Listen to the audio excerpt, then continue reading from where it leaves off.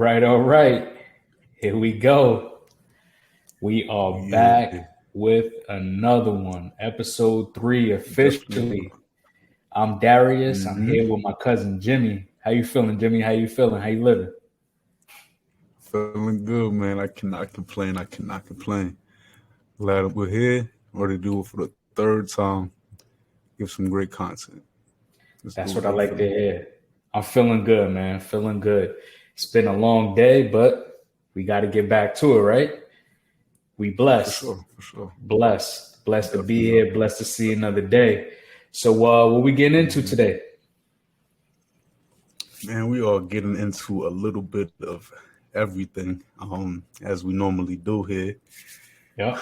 We're gonna get into the NFL first, though, and we're gonna talk about 6 players. 3 of them are gonna be breakout players, and 3 are gonna be on prove it deal. 3 of them, Mm, typically we get the prove it deal guys with they've done something before, but it's time to re up and prove it again.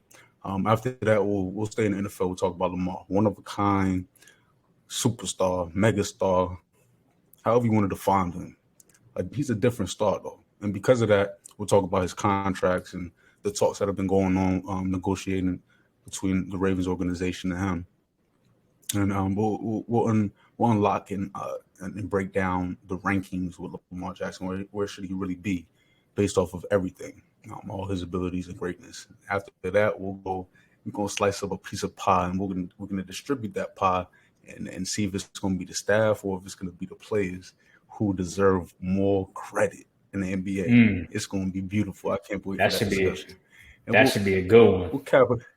Oh yeah. We'll cap it off with a family event. LeBron James, King James, and Bronny. We're gonna talk about the both of them. Will they ever play together? Is Bronny really gonna make it to league? Does he really have a shot? Like we're really gonna break that down. He's 6'3", he has a size, whatever. But we'll really get into his game and what his game entails. So I'm ready to run it down. What about you? I love it. I love it. Yeah, man. Let's get it. Let's get it. First, I want to hear, So man. Who you got? Who's on a prove it deal, man? Who is on a prove it deal this year? Who got to prove themselves to make it to the next step? I'm gonna start off with America's team, their quarterback, Dak Mm, Prescott. I believe he's on a prove it deal. I know he just got the deal recently, but he's on a prove it year this year. I believe every year, he does something a little better. We see a glimpse of him improving year by year. So much so that he actually threw 37 touchdowns, his career high last year. And then on top of that, he had his second highest QBR last year as well. But with all that and a great record, I think they were 12-4. They still lay an egg when it comes to playoff time. And you're talking about Dak with minimal weapons. Like I'm not really sure like what he'll do compared to the weapons he had before. I'm not speaking compared to the league. I'm speaking to what he's had before. Before I continue on, I believe he won't be a focal point as much. But this is his prove year, and I believe because he won't be a focal point and they'll hand that ball off more, he'll be able to prove his worth. And the real reason I believe is the prove year for him, because you could argue he was the reason. Him and Mike McCarthy were the reasons why the Cowboys lost last year in the playoff. Um, when you talk about simple things, clock management skills, you're talking about elementary situational football that Pop Warner guys are doing, that high school guys are doing, that Dak has been doing. We had this issue until Mike McCarthy came, so we can place blame on Mike, we can place blame on Dak, but I'm going to see Dak do it. Next, so we're you going to go to think CMC. you think What's up? What's good? before you get to the next one, you think Mm-hmm. that Dak Prescott is more on a prove it year than Ezekiel Elliott? When Zeke's stats been statistically declining every single year, because this team was supposed to always be a run first offense, right? It all Right, ran right, right. behind Zeke. Whatever Zeke did, the offense kind of that dictates the outcome of their games typically. And you For think sure. with less weapons, as far as they don't have Amari Cooper anymore. They don't have Cedric Wilson. Right. You know, the tight end, can't get his name off the top of my head. They put him on a franchise tag. CeeDee Lamb has to step up. They lost James Washington for I think half of the season now, and Michael Gallup, who knows when he'll play. So with less weapons, you think Dak is more on a prove it year than Ezekiel Elliott? I believe so, and I feel like it's too late to ask Zeke that question. Is this a prove it year or not? Because he had that year and he didn't prove it. When we look back at Todd Gurley and Zeke and running backs in that top 5, top 10 draft pick list, wow, we question their durability. Yeah, I mean I did too. Honestly, like we all have. Very, very young talent that lost, a lot of his career because of, like you said, health. Yeah, and it's very unfortunate. But Zeke is in that category as to what we think about when we're selecting players again. When we're selecting running backs, you're not thinking about grabbing them first. They're not priority on your list because of their value and how long they are valuable. Isn't very long. So with that being said, Dak, we were in negotiations with you and we got a lot of backlash for if you're the Cowboys organization and you're over here after the deal, performing to the degree where you're MVP candidate, but then in the same breath in the postseason when it really matters, when we really need you to step up, when you really earn your money, you're not able to carry us or be the reason why. At least don't be the reason why we don't we lose. So that's why I'm taking that, just because it's his value. Very surprising. I'm very surprised at that pick. But go ahead. Who you got next? I'm gonna go CMC. We talk about running backs value. Ooh, you gonna go white lightning like that, man? I definitely am, because my thing is, it's similar to Dak, and it's not just him. It's that coaching staff who has to set him up in a proper way. It's the management. It's the GM who has to elect better linemen, put him at a slot position. He has the ability of an Alvin Kamara. I feel like Sean Payton did a great job with Alvin Kamara. We'll see how the Saints coach staff does this year with Alvin Kamara. But Christian McCaffrey needs to be split out wide. And if you do that, and you have a 1-2 punch, I can't think of the backup running back's name, but he is a power back. And he is like that. There we go. Got the both of them. That's a solid dynamic duo in that division. You can do something with the run game in that division. I believe the coaching staff, that not only will they excel because of Christian McCaffrey's versatility, but also the versatility of the depth chart. You have Sam Darnold and Baker Mayfield now, so if someone's hurt, you always have someone to replace them. Looking forward to that. We'll get to Khalil Mack for my third one.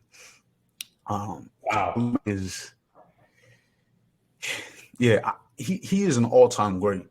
We don't necessarily recognize him or give him that cliche or whatever, because there's so many pass rushers in this era.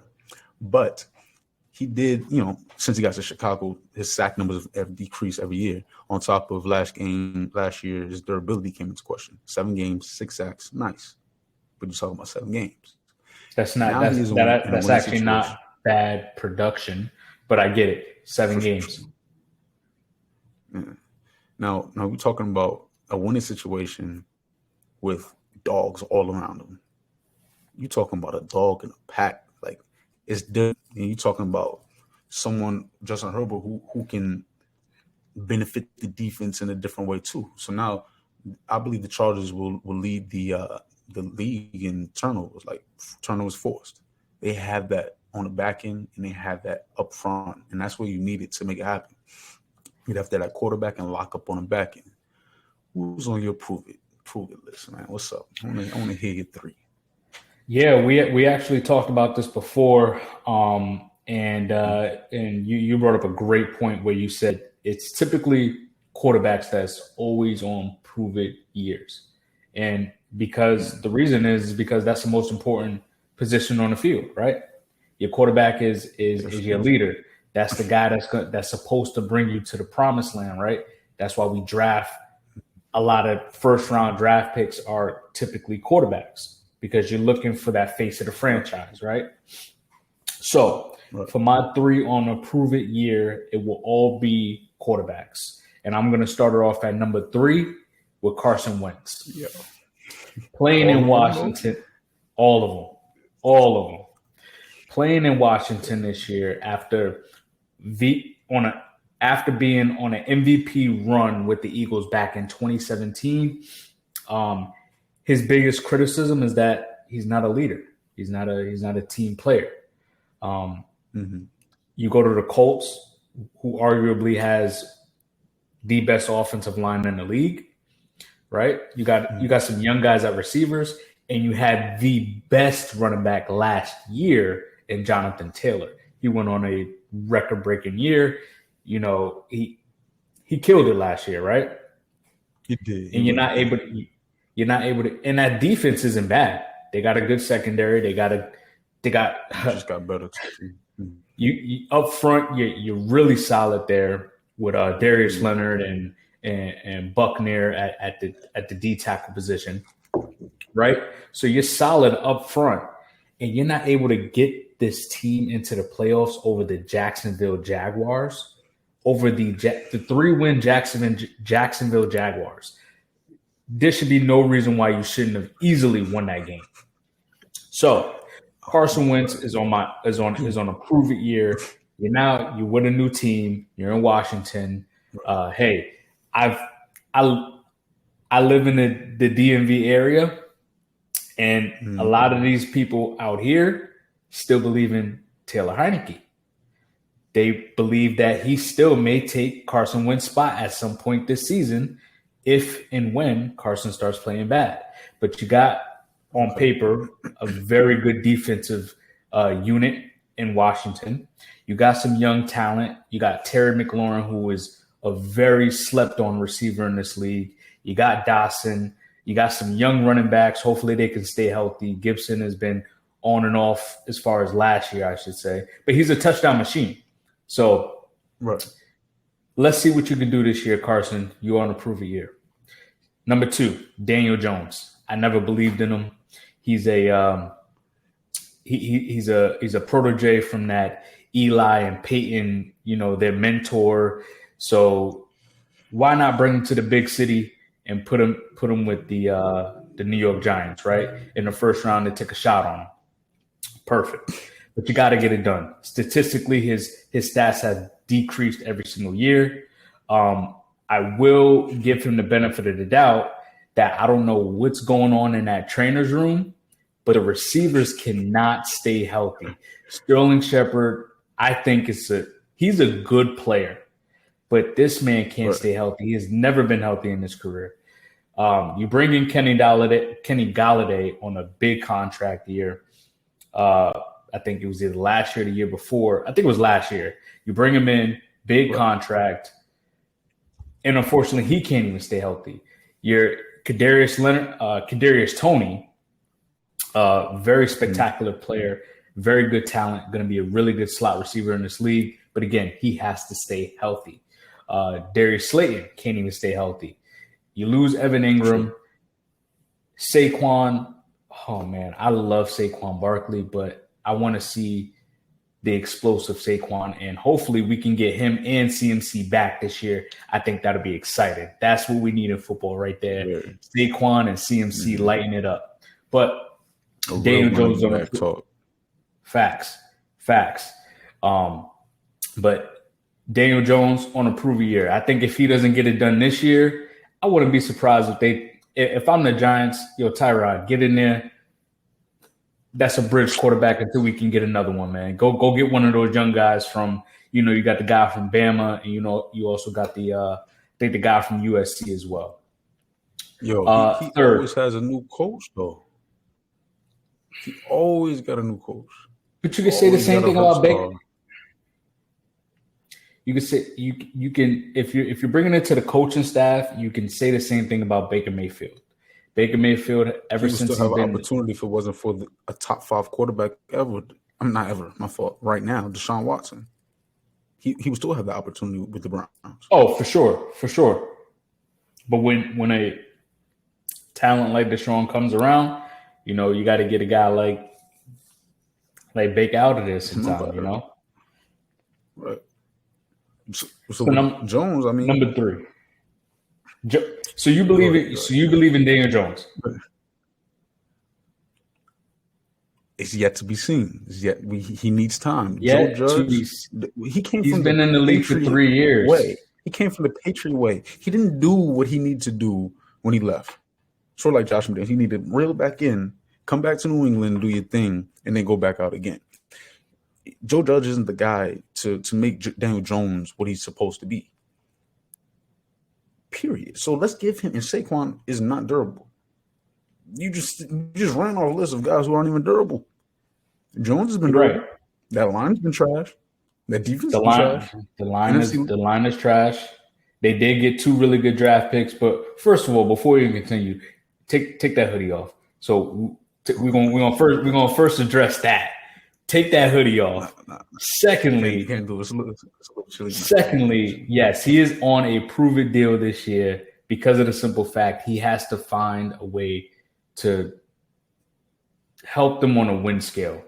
I understand, and that's why I gave him the benefit of the doubt, only because of the simple fact is that his weapons can't stay healthy.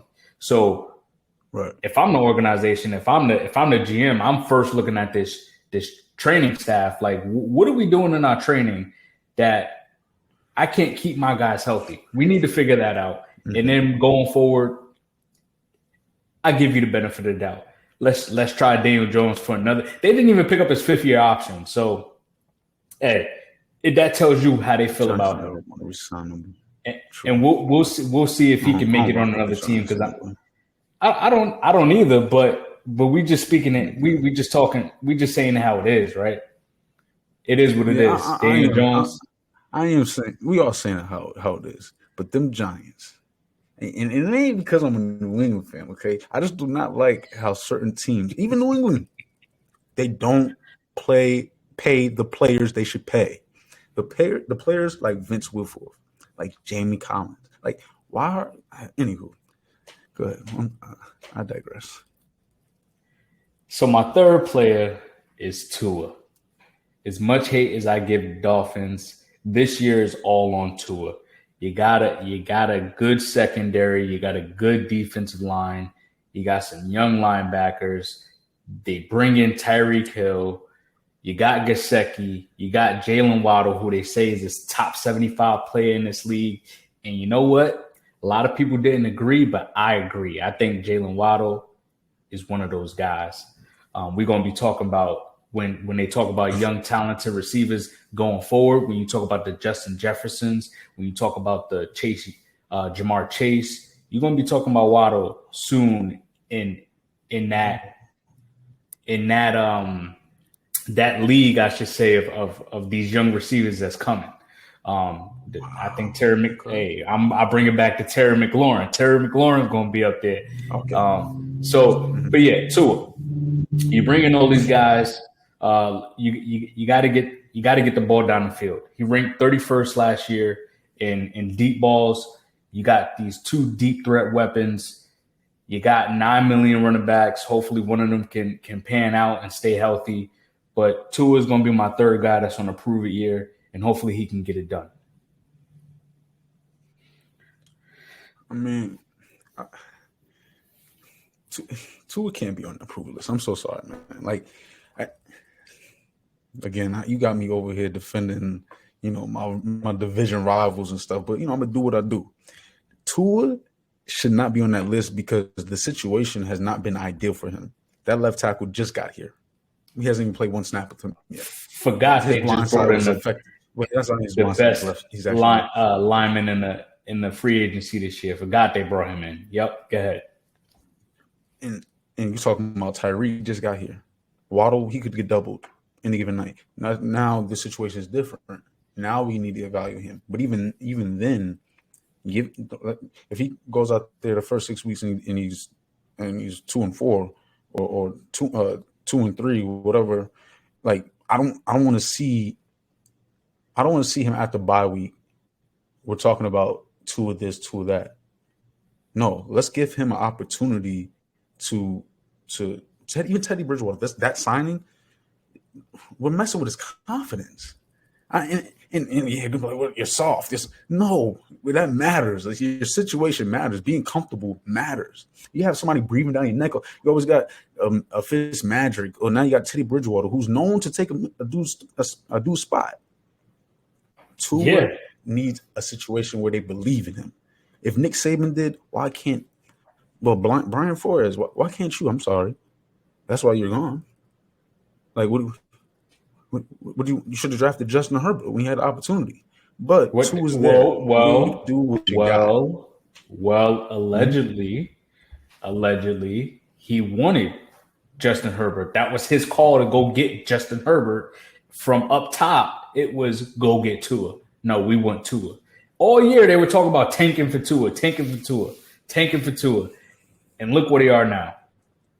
Miami's in that situation on now it's Tua or nothing. So here's your guy. Miami. Let's see what you can do. And that's why Tua's on my list for a proven year.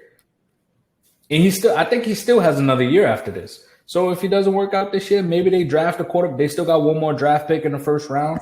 Maybe they go ahead and take a quarterback. Maybe they find a package and they trade up and get a quarterback, in the top 10 somewhere. I don't know. Is his ability in question? Like, what is it that makes him on a prove list? Like, what has he not done?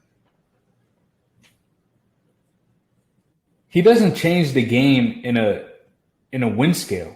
He doesn't help. He loses me more games than he would win. He can't even effectively throw the ball deep, and I got 2 deep threat receivers. I had a big body receiver in a Devontae Parker when he was healthy. I have a big body receiver in Preston Williams when he's healthy. You had Albert Wilson, who's a smaller average size receiver. Who you had Grant, who's a more special teams type of guy, but a speedster, right? Now you got Waddle and you got the best deep threat in the NFL at this time in Tyreek Hill. How are you going to get this man the ball? Of course, Tyreek has to back up his quarterback because that's his quarterback. That he now plays with this guy. He can't say, Tua. He has to make these bold predictions or make these bold statements. Tua is better than has a more accurate than Patrick Mahomes. He has to because he has to big up his guy. That's his teammate. That's what you're supposed to do. You're supposed to believe in each other, right? But that's what I'm saying. He doesn't change them on a win scale, and this team is good enough to get into the playoffs. I could say that the Dolphins is good enough to get themselves in the playoffs, but it all relies on Tua. And right there, when you say it all relies on, why? Like, my thing is, with all those weapons, you don't have to use them in the way that Patrick Mahomes used them.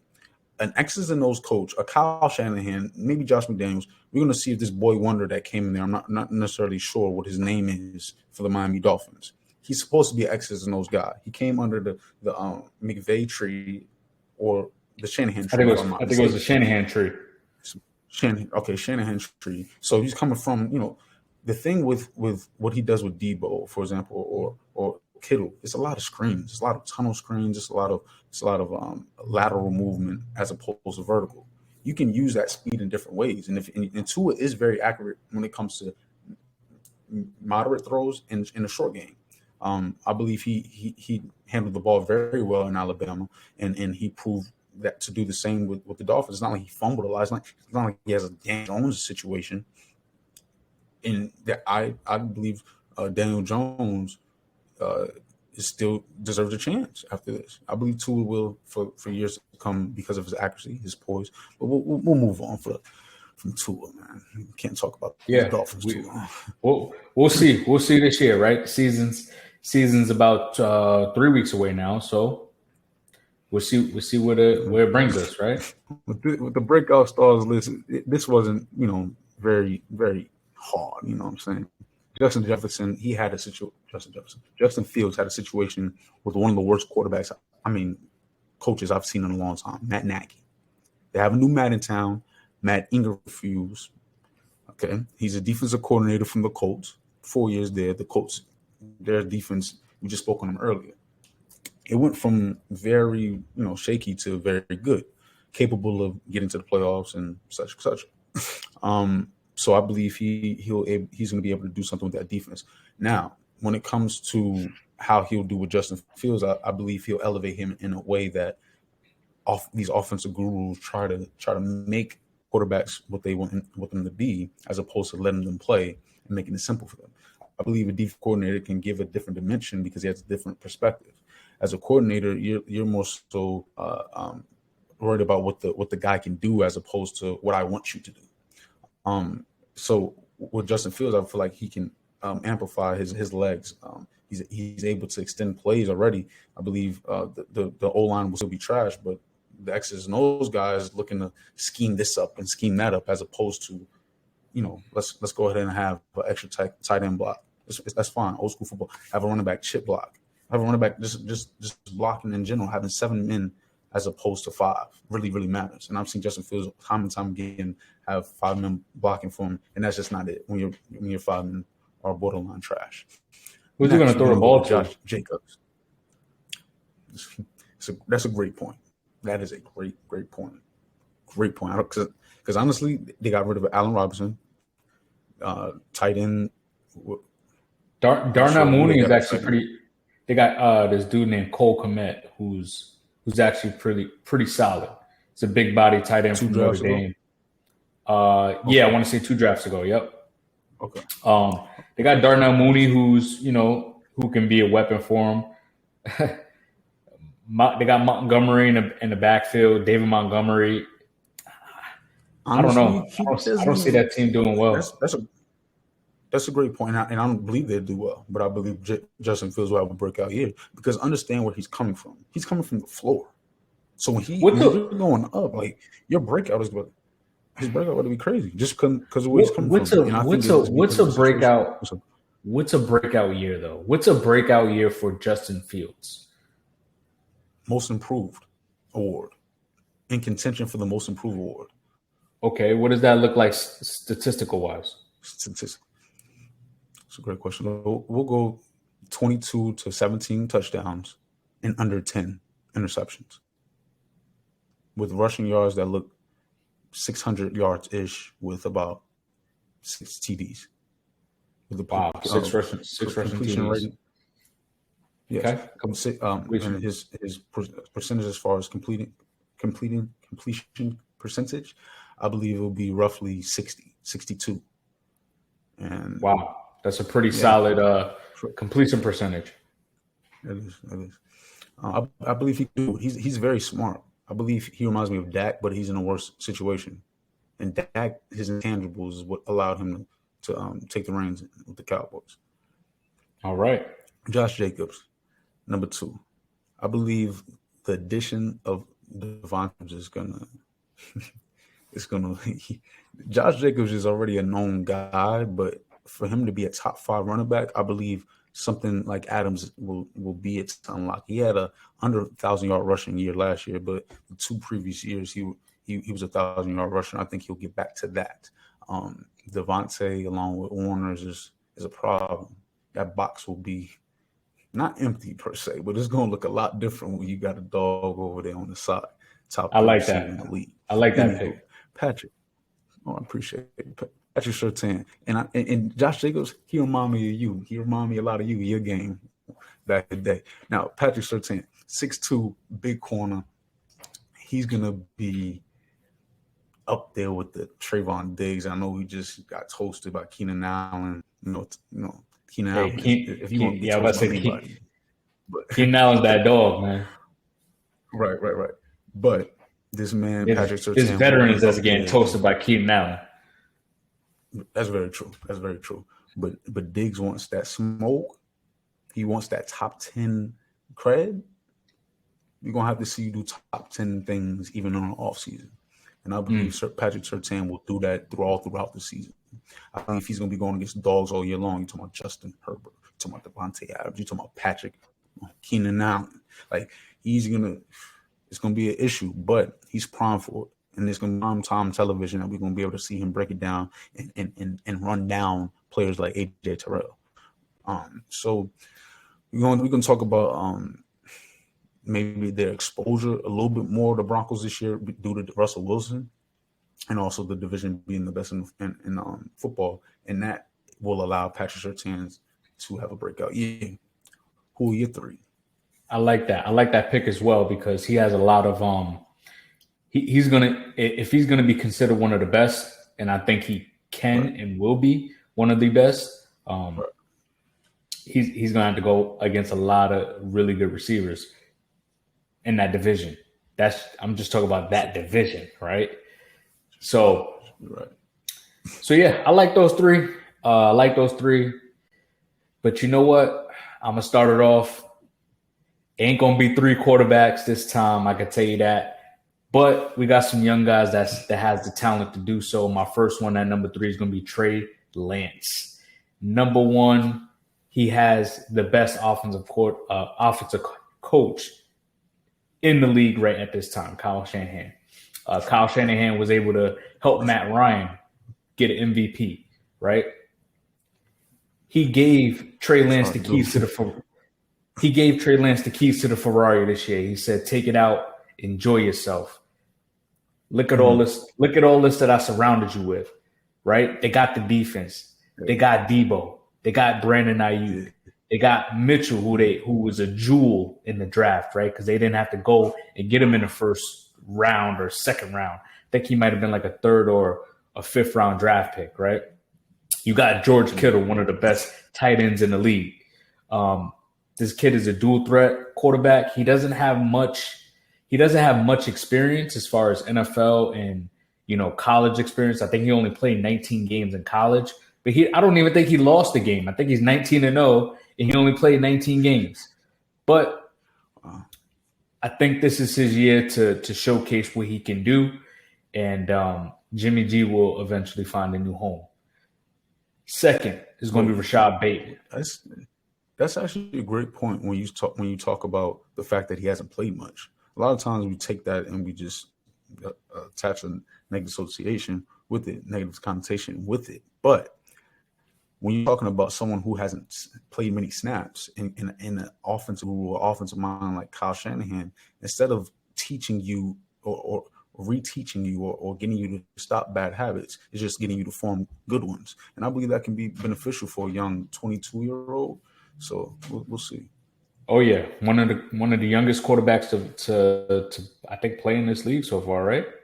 21, 22 years old. That's young. So for sure. Yeah. Number two is going to be Rashad Bateman.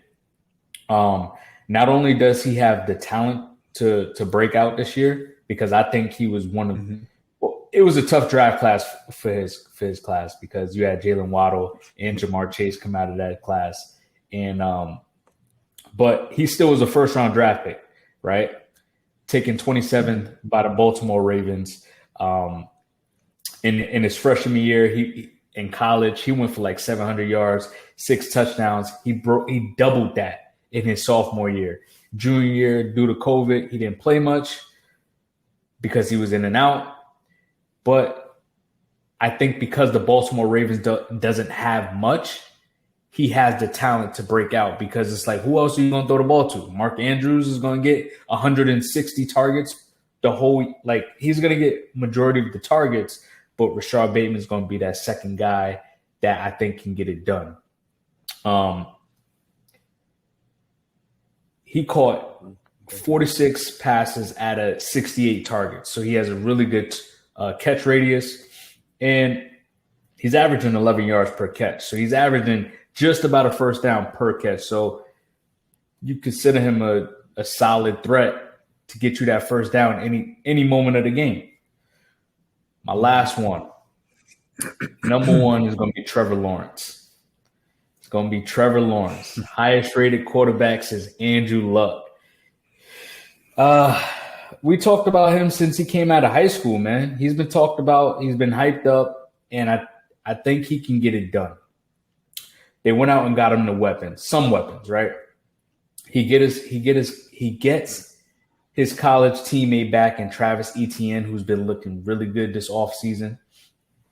You still got what's the dude, the running back that plays for them?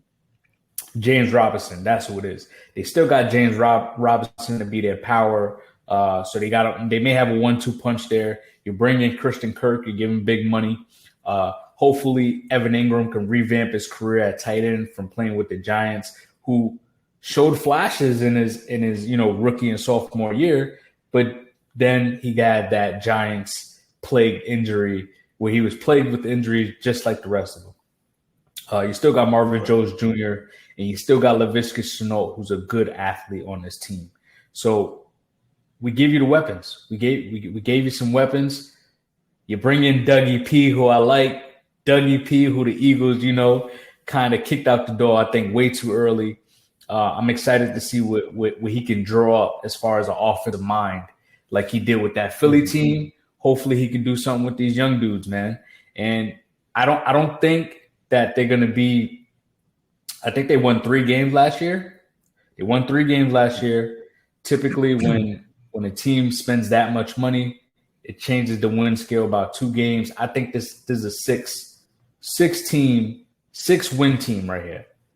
And I'm okay with that going forward, right? That's another step. You get out that Urban Myers phase, and that's another step for them. So Trevor Lawrence, man, watch him break out this year. You're saying that if your quarterback, like you said, the highest rated quarterback since Andrew Luck, when Andrew Luck broke out, I'm sure it was for more than 3 games a day. Trevor Lawrence should have affected the rankings, the overall record, more than 3 games. If you're going to compare him to Andrew Luck and Peyton Manning and the all-time greats, he has to affect the game in a greater way. If we're talking about the win scale, can't put him on a breakout list. He's gonna break out this year. He gets his weapons. Watch, man. Yo. Hey, Peyton threw over 20. Peyton led the league in interceptions his rookie year, man. Look what Peyton is. I'm not saying he's Peyton Manning, but he has the intangibles to become something great. And I think he has a talent and skill set too. Well, we're going to see, right? We're going to see, right? Yeah. Season's right around the corner. Oh, yeah. Knocking on the door. Now, I've been knocking on Lamar's door before it was even time to, man. We need to bring on Lamar Jackson again, man. The one-of-a-kind guy, man. This man here is special. We're going to talk about why he's so special and because he's so special, why his contract talks is one of the weirdest or the most controversial in NFL history, maybe sports history. Let's break it down, man. What you thinking about Lamar? Where is his true value? Where should we rank him? What's up with the contract, man? What's up? Yeah, man. I think when you talk about Lamar Jackson, we obviously at one point had the Michael Vick experience. Well, you got the Lamar Jackson experience. It doesn't hit the same, but he gets it done as far as a dual threat quarterback because the way he just makes people miss, right? And speaking of Mike Vick, he is with us in the building today. Here you go. Say what's up, Mike. Salute. I know you got to salute one of the GOATs, man. But yeah, I still think he's still a top 10 quarterback in my eyes, but he's right on that cusp of the 10th spot between 8 and 10, only because of the simple fact of his consistency throwing the football. The Ravens were plagued with injuries last year. Obviously, statistically, he's had his worst season last year. I think he threw maybe 16 touchdowns, but he also ended up throwing like 12 interceptions. It's unfortunate, but again, the Ravens were plagued with injuries, right, all year. We could maybe blame the Madden curse. I don't know, right? So the issue with Lamar is that his playing style, how is that going to sustain going forward, right? You're hurt now. You're running for you're getting hit a big amount of times. As far even the old line has decreased, right? As far as letting up more pressure, he's been getting sacked more. He's been taking more hits, so it's really on his durability. But you know what I love about this kid? Everyone who doubted him, he still rose above all the hate, all the doubts. They was trying to make him a running back. They were trying to make him a receiver. Guys saying he couldn't even play quarterback in this league. And this dude makes people miss. And he believes in himself. And I love it. And that's what he's doing this year. My man Deshaun Watson is a great talent. Some people say he's a top 5 quarterback in this league. $230 million, only one playoff win. Understanding he did come from the Texans, who is not a good organization. But I think Lamar's looking for more. He's like, I got an MVP. I got a Heisman. I've led this league. I've rushed for 20. I've passed for 2,700 passing yards with over 30 passing touchdowns, and I've threw for over 3,000 passing yards. In both those seasons, I've rushed for over 1,000 yards. I'm the ultimate, in his eyes, I'm the ultimate dual threat. I can do it all. Pay me my money. This guy's making 230. I want 240, 250. And I think that the quarterbacks have the edge right now over the owners and over teams, i.e. Aaron Rodgers, right? That's just a perfect example. What you gonna do without me? You're gonna start all over without me? No, you're gonna, i.e. Kyler Murray. They paid him. It's not 230, but it's still 160 guaranteed. So I think Lamar will get the money. I think he'll break that 240. I think he'll get that 240 guaranteed that he's looking for. And hopefully it works out for the Ravens. But I love the fact that he believes in himself, that he's like, I'm going to show you what I can do. I feel that. I feel it. Okay. I like Lamar, and he's a great quarterback. This isn't about his ability. It's about how consistent he can be with the abilities he has. And with his biggest weapons being his legs, I believe that's also his biggest weakness. And because of that, it becomes very tricky when we're talking about contracts. It reminds me of like the tight end position. Tight ends you can argue, have more value than left tackles, or comparable value to a receiver, or more value than a receiver. Like certain tight ends change the game more so than a great left tackle. No, i.e. Travis Kelce. I disagree. I.e. George Kittle. I would take a not more than a left tackle. Left tackles are there in the game? There's some really good left tackles in this game. We could talk about how many, because Travis Kelce is great. How many great left tackles are there in the game? You got Ronnie Stanley from the Ravens. You got I don't even know how to say his name, Buckenhale from the Green Bay Packers. There's some great left tackles in this game. You got the dude Teron that just went to the Dolphins, who's when healthy, he's a great left tackle. Left tackle is besides quarterback. All right, when you're looking at a team, we're getting off topic here, but I'm mad you said that tight end. That tight end is a little bit more valuable than the left tackle. Besides a quarterback and an edge threat, left tackle's probably the third most needed position on the football team. How are you going to protect your quarterback without a good left tackle? Right. And I'm glad you said that, because not only do I need my quarterback, but I need my running back. I need my tight end too.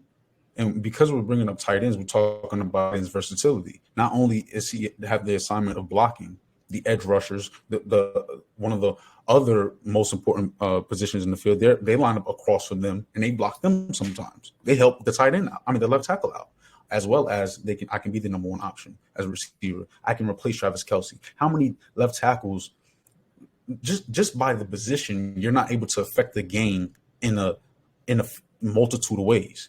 It's a direct way. I block my guy.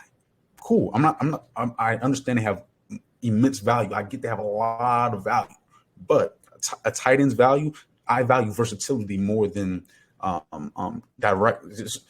I'm about versatility. Direct ability is great, but when you're bendable, when you're able to help the team in a facet of ways, multiple ways, I give you more value. And because of that, Lamar's versatility actually hinders him at quarterback because he's putting his body on the line more. And when you put your body on the line more, we don't see you as a quarterback anymore because traditionally quarterbacks don't do that. I'm not saying Lamar be a traditional quarterback. I'm saying because your abilities aren't that of a traditional quarterback, it hinders you when it comes to contract times because it's hard to put a number on how often you put your body on the line. Like, again, more so than any other quarterback in NFL history. So it should take a long time to figure out the correct number. I understand his ability is like no other, but his durability potentially could be like no other as well. Okay. I get what you're saying because you're looking at it from an organization standpoint. You're looking at it from a business standpoint, as far as if you're the GM, if you're the owner. I'm with you.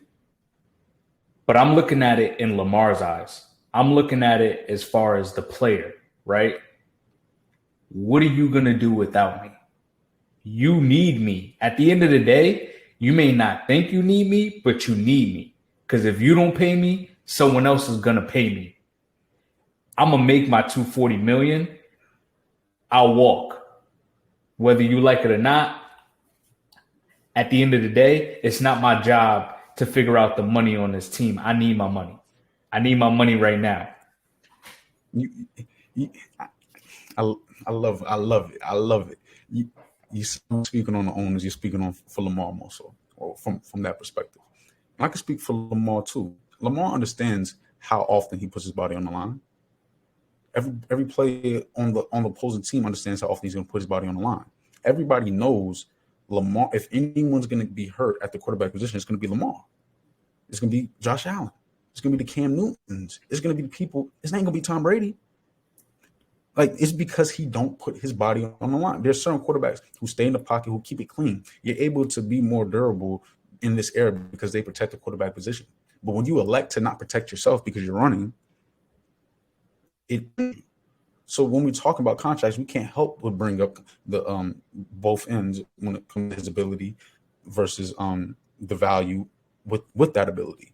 We're talking about a contract. I'll give you all the money in the world, but it has to be short. It has to be similar to what Kyrie deserves in my eyes, which is short-term deals because we don't know if we can trust your durability. Kyrie, of course, it is about Kyrie's durability, something else too, though. But with Lamar, the durability is in question. And we're talking about someone who's so rare that we have to have a rare conversation. And he reminds me of Curry. We always question, can someone win a championship or championships with Curry style, with the Warrior style of play, until they did it. Lamar hasn't done it yet. And I'm just not saying he won't. I'm just saying it has changed football contract talks. He's changed football schemes. He's changed so much about the game, very similar to Curry, that it's going to take us a while to really be able to appreciate him in a way that's proper in sports. But I'm, like you said, from the owner's perspective, if I'm an owner, it makes no sense for me to pay you like a quarterback when you run like a running back. I'm with you 100%. But that we could say the same thing about Deebo Samuels, right? And I don't know where Deebo. I didn't really look at Deebo's contract as far as guaranteed money and how much he really got paid, but they incentivized him for rushing. So they're like, okay, well, if you don't want to be a running back, right? If you don't want us to use you as a running back and a receiver, we'll incentivize you to do so. So maybe in his contract, they may say, hey, you pass for a certain amount of passing yards, or you get a certain amount of passing touchdowns, or touchdowns to interception ratio, or completion percentage. We'll give you this extra million and some change, or extra couple million, to put into your pocket if you can, or if you play a certain amount of games per year, right? Because we talk about durability in his game style. Maybe we'll throw you a couple extra million, as far as a bonus in his contract. But let me ask you this, because again, I see you looking at it as far as a owner, as a business owner, and I love it, because I'm the same way, right? I would look at it as far as an owner. Do you think he's going to get the money that Deshaun Watson got? Do I think he will? Yes. Why? Because of the Ravens situation. They need him, like you said, partly because the roster construction is not – they're older. They're getting older. I'll put it like that. And they don't have elite weapons on offense. They don't have like a variety of them. But I'm about to put my GM hat on and just look at it from an abilities perspective. Lamar Jackson, we're not going to act like he's an elite thrower. I was trying to be nice, but we're not going to act like he's an elite thrower. We can name 9 to 10 other quarterbacks who throw the ball better than Lamar Jackson. Of course. So when we're talking about when we're talking about paying you like an elite quarterback, you have to throw like an elite quarterback in my eyes. It's not just about the fact that you're putting your body on the line. If you're the thing about Debo is he's so versatile, he can be receiver and running back. Lamar, I don't know if you can be an elite thrower and an elite runner. You haven't proven that yet to me. And we can talk about his weapons. That's fine. Bring up weapons, but I've seen elite quarterbacks who can throw the ball in an elite way, or who can't throw the ball in an elite way, but they don't put their body on the line and they win playoff games. Trent Dilfer, who else? Matt Ryan, Jimmy Garoppolo.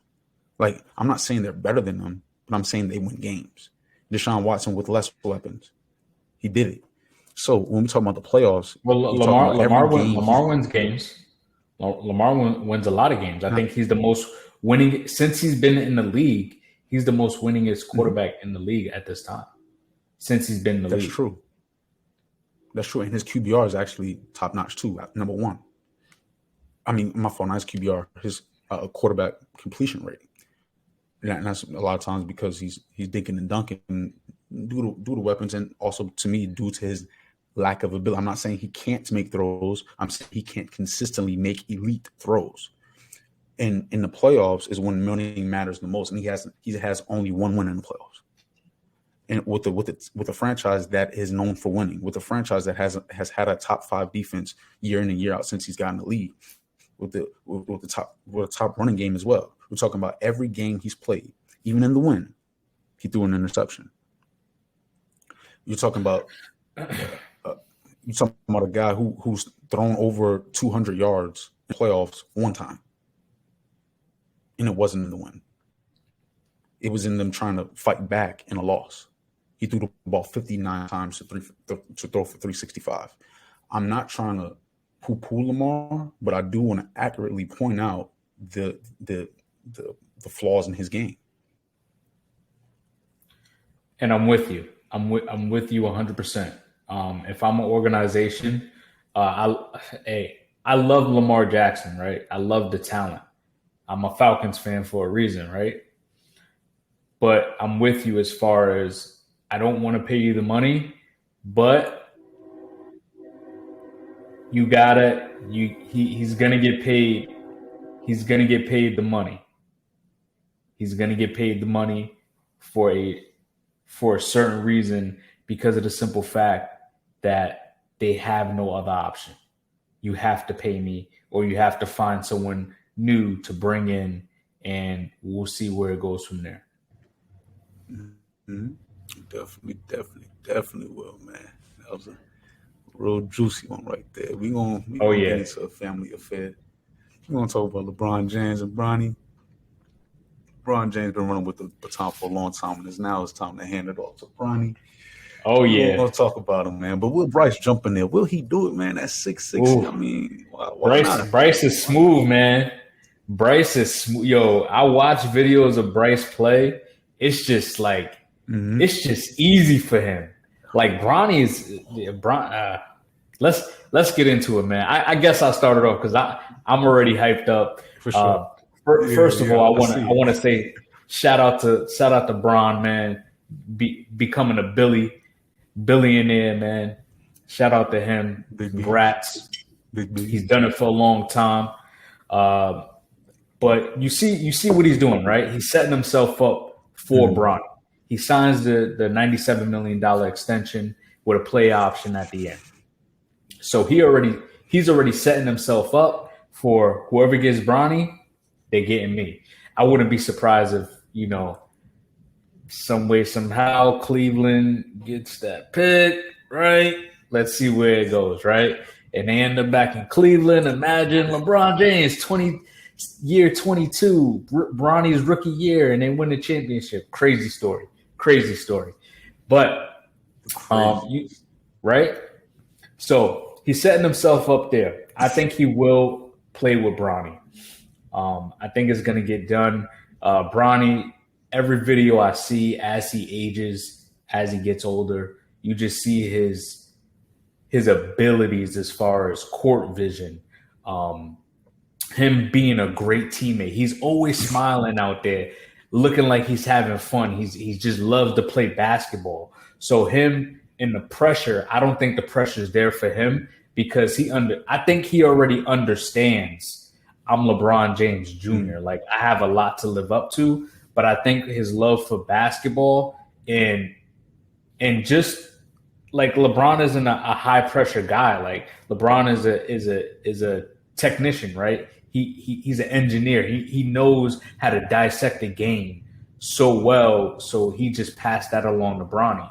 And you could just see how Bronny's just elevating his game as far as his IQ, as far as his knowledge, his passing ability. He's able to play defense. You see him on fast breaks, how he just leveled up and went with the right arm. Like how you go on the left side with the right arm, it's crazy. You never do that. You come with the left arm on the left side and just yam it on somebody. But he went with the right arm, and you could just tell how easy it was. So like his athleticism is even getting better. For sure. I see it happen. I see it happening. It's going to happen. I wonder where Bronny's going to play ball. Hopefully he come to Duke Nation. I know he wanted to play for Coach K, but we're going to see, right? Yeah. I mean, they will play together. Bronny's is dope, man. I love the whole story and everything. Even with like it started with LeBron James. He had the first leg. And it's just like his willingness to let everyone see, let the media get more of a glimpse. You usually see that after someone's career, but in the midst of his career, we're able to see that, and he's able to connect with the media and with the fans in a different way. And then Bronny comes along, you're able to see them shooting around, working out, and him being pops and him being son. It's beautiful to see, and they will play together. We will see a beautiful story. In a championship, I wouldn't be surprised if it did. But you're right, LeBron is setting himself up. That was a beautiful deal he just signed with them LA Lakers. Anywho, as far as Bronny's game, his IQ, you're right. To me, that's his number one attribute. And then from there, it's his athleticism. His willingness to distribute the ball as well as block up on defense. That's very valuable. You're talking about a perimeter defense in a perimeter-oriented era. You're talking about a combo guard who can shoot off the dribble, who can catch and shoot. I believe he can do it. And he has a size to still be able to do it, as long as he stays hungry and like you said, has that drive that we see. Because when he's playing, it does look like he's having fun. And sure. His defense intangibles is. That's Bron giving us something. Or I'm not sure what, but like he's just locked in defensively. You see his leadership more so on the defensive end, in my opinion. I hear him talking on defense and things of that nature. Like that's very good at to hear at a young age. But LeBron's longevity will allow for them to do it. we're going to be talking about LeBron in year 23, 24. So it's just like it's inevitable at this point. Yeah. But I also believe Bronny's longevity actually, I believe, will be better than Bryce. Looking forward, I believe Bronny will be able to facilitate, and his game will always be something that can be useful even after his athleticism, dwindles down and such. And Bryce's size, I think his size and the smooth talk you speaking on he's an effortless scorer. It seems like even in the post, his footwork seems effortless. Like he obviously worked on it, but it's just a purity to it. And with that being said, if he has an elite jumper with that pure scoring touch, his longevity may be there too. It's in his genes. We're gonna see. Yeah, for sure. I don't think LeBron's gonna stick around and play with Bryce, but I'm definitely excited to see him and Bronny play together. That right there is a story, especially father and son. That's amazing right there. That's beautiful. For sure. Piece of the pie. You want to slice the pie? We're gonna give it to him. The staff. We're gonna talk about the coaching staff. We're gonna talk about the players. Who would you say needs a bigger piece of that pie? You started off. I'm going to say you need both. You need both. At the end of the day, you need both. You need some stars on your team, but you also need the stars to buy in to the coaching staff. So are you Kyrie, going to slice that pie right down the middle? I'm not going to say that. I'm going to say it's like 60-40 on the coach. Because you need guys. You're really big on. We talked about this the first two episodes, but like you said, when Pete Carroll can galvanize troops, right? You need a coach to be able to keep your stars level-headed, like a Phil Jackson, right? He had a lot to deal with, like a Steve Kerr. He has a lot of personalities to deal with. A Mike Tomlin, a Greg Popovich. These are guys that are great as far as coaches because they're able to connect with their players. They're able to be eye to eye with their stars and be able to keep them focused on what their overall goal is, right? And you see what happens when you don't have players that buys into a coach, as far as i.e. the Brooklyn Nets. I think that was one of the major reasons, one of the factors of why they didn't pan out to what they were supposed to be, because KD and Kyrie picked him. They said, hey, actually, KD picked Steve Nash. He said, I'm good with Steve Nash. Kyrie was the one that was like, we don't need a coach. So these players, some players think that the coach, they don't need a coach. They can just go out there, they can ball, and they can coach themselves. But when you look at a guy like Tom Brady, right, the ultimate winner in a very tough system as far as the Bill Belichick way, my way or the highway, and if you don't like it, you can leave. You see when he buys in, they win more games because the young guys are like, oh, well, if Tom believes in this, then maybe we should too. What you think? I feel like I love that Tom Brady take, really, because the versatility and making it work with two different systems is impressive, to say the least. Now, as far as the piece of the pie, for now, I'm going to give it to the staff. But those players are coming. Just the simple fact that Kevin Durant is able to say, willing to say, it's them or me, Sean Marks, Steve Nash, or me.